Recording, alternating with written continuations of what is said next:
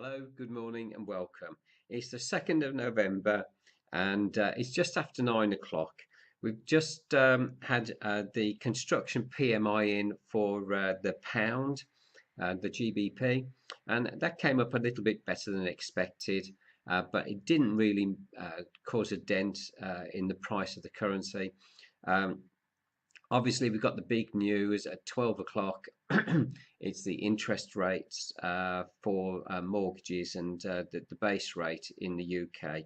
So we'll be looking for that at 12 o'clock. Um, the Australian dollar, we've had a bit of good news in, two bits of good news in for that. It hasn't really done anything. It's popped up a little bit and it's now starting to fall back. We'll wait. We've got two big days for the dollar today and tomorrow. We've got non-farm payrolls tomorrow. Uh, Today we've got a lot of news out. So we'll see. We'll be looking for strength in the dollar.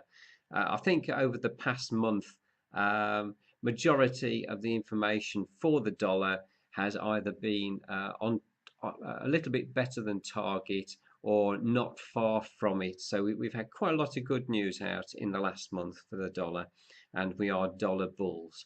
So we'll be expecting this to fall towards the end of the week. It's had a little bit of a pullback. We've seen exactly the same thing on the New Zealand dollar. We've got a commercial short ratio here of 6.15 to 1, which is fairly extreme for the Australian dollar. We'll see how that goes later on today with the news that's out. Euro dollar, we've got a 1.64 to 1 short the euro dollar. Obviously the same again.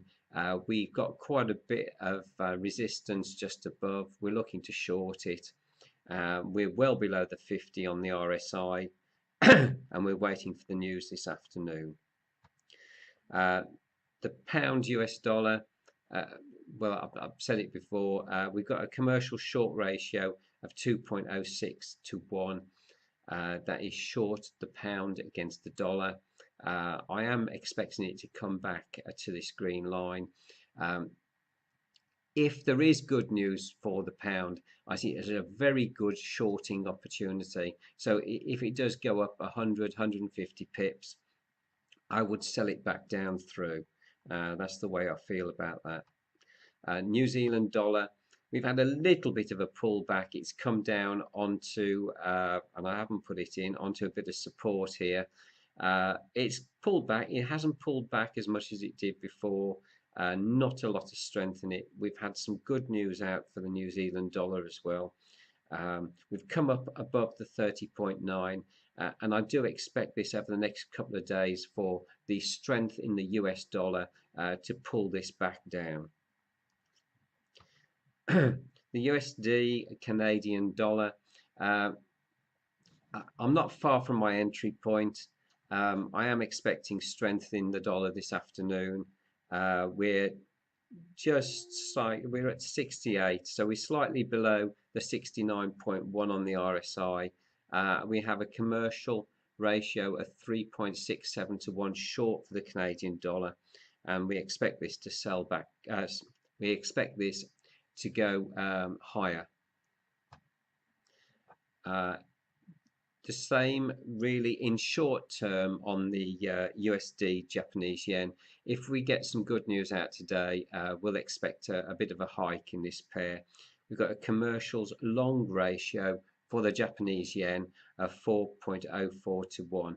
I think by the time the commitment of traders report comes out tomorrow, I think this will have increased somewhat. Because we've had quite a bit of good news for the Japanese economy, and of course we're getting Mr. Trump is banging his drum about people who artificially make their currencies too cheap, and the Japanese yen is one of the biggest offenders. A silver, we've seen a little bit of a red candle today. Really the price on this, as far as I'm concerned, over the next 2 days, depends on the information we get out for the US dollar. We're just above the 50 on the RSI, but I expect this to come back down through over the next couple of days. Okay, well, that's it for today. Thank you all for watching, and hopefully see you again tomorrow. Cheers.